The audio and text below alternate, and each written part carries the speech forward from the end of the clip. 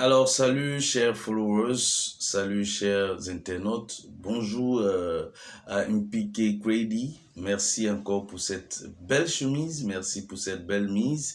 Et nous parlons de résilience face à la vie chère, nous parlons de comment tenir le coup de la vie, nous donnons les stratégies pour pouvoir multiplier nos ressources. Alors aujourd'hui, nous allons traiter la question des habitudes qui appauvrissent. Donc le premier volet des habitudes qui appauvrissent, c'est les habitudes qui appauvrissent le facteur temps.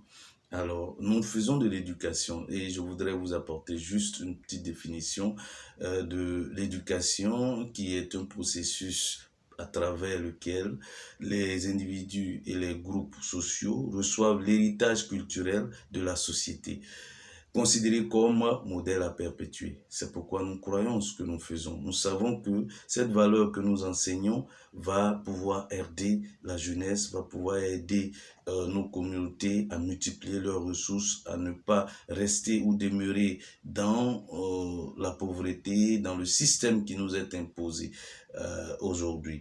Alors, de quoi s'agit-il? Les habitudes qui nous appauvrissent sont par exemple l'habitude temps. Alors, je dois dormir 8 heures du temps, par exemple. C'est une habitude qui appauvrit. Parce que nous l'avons certainement entendu, nous l'avons intériorisé et aujourd'hui, c'est devenu un fait dans nos vies. Alors, j'étais très tôt, il y a quelques jours, au marché Gouraud et j'ai vu les dames à 4 heures du matin en train de faire leurs affaires. Et voici un peu ce que nous devons prôner.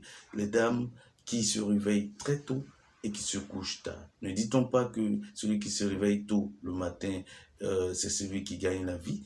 Alors, nous devons garder ces valeurs. Nous devons travailler 24 heures sur 24. Lorsque nous préparions le baccalauréat, par exemple, lorsque nous préparions le master, nous avons veillé. Pourquoi ne pas transférer ces valeurs-là lorsque nous sommes au niveau professionnel? Et nous sommes dans un statut de suffisance, c'est-à-dire mon salaire me suffit, ma petite famille, etc. Non, sortons de ces idées préconçues, sortons de ces conceptions qui ne font que nous rabaisser, qui ne font que nous humilier, qui ne font que nous retarder le processus que nous avons entamé. Alors, nous disons toujours et nous rappelons toujours les valeurs ou le travail que l'entrepreneur a constamment à faire. Un, la planification qui se fait la nuit. Il faut planifier, il faut réfléchir, il faut tout mettre sur du papier. Il faut le matin organiser, c'est-à-dire placer là où il faut les différentes parties de son plan, c'est-à-dire les différents axes de son plan.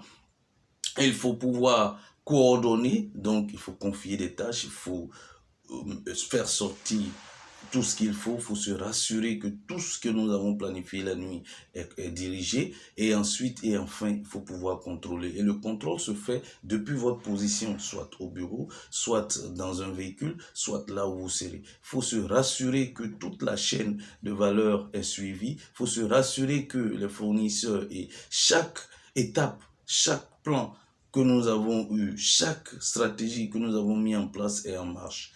Merci à tous, excellente journée et que nous puissions nous départir des valeurs préconçues pour que la planification, l'organisation, la coordination et le contrôle soient nos valeurs quotidiennes. Merci, merci à vous, excellente journée.